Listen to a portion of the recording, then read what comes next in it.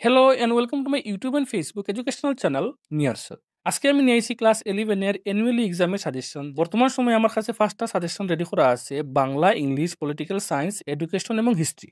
আর এই সাজেশনগুলোর মধ্যে আমি বাংলার মধ্যে বাংলা গ্রামার টু এড করা আছে, ইংরেজির মধ্যে ইংরেজি গ্রামার টু এড করা আছে, এমনকি প্রত্যেকটি সাবজেক্টের আনসার সহ সাজেশনের মধ্যে আমি এড করে রাখছি, যাতে তোমরা রেস্টার কিছু দেখতে লাগে না। তো যারা যারা আমার কাছ থেকে হাফিলি পরীক্ষার সময় সাজেশন নিছিল, তারা নিশ্চয়ই জানো যে আমার দেওয়া সাজেশন থেকে কতটুকু কমন আইছিল। তবে আমি আজকে আবার ভিডিওর মধ্যে কইতেছি যে 80 মার্কের মধ্যে 75 টাচ করব। 80-র মধ্যে 80 হওয়া একটু মুশকিল হয়ে যায়। যদি স্টুডেন্টরা একটু এক্সপিরিয়েন্স হয়, কোয়েশনগুলোর একটু গুছাইয়া লিখতে পারে, তবে 80-র মধ্যে 80 মার্ক করা কোনো ব্যাপারই না। তবে হাফিলি পরীক্ষার মধ্যে আমি অনেকজন স্টুডেন্টরা দিছিলাম এরকম সাজেশন। তারা নিজের মতো করে একটু গুছাইয়া 5-10 মার্ক বেশি আনার চেষ্টা করছে, এমনকি তারা 80-র মধ্যে 78, 79 অব্দি কোয়েশনের মধ্যে আনসার আনছে, তারা আমারে ফটোর মধ্যে দেখাইছে।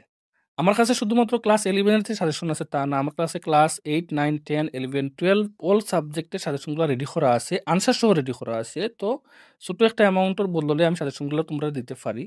আর আমি যে কথাগুলো কইতেছি যে 80 মার্কের মধ্যে 72, 79, 75 কোয়েশনগুলো যে কমন আইতেছে, যদি তোমরা আমার লগে কেউ চাও চ্যালেঞ্জ করতে, তাহলে আমি চ্যালেঞ্জটা অ্যাকসেপ্ট করতে রাজি আছি।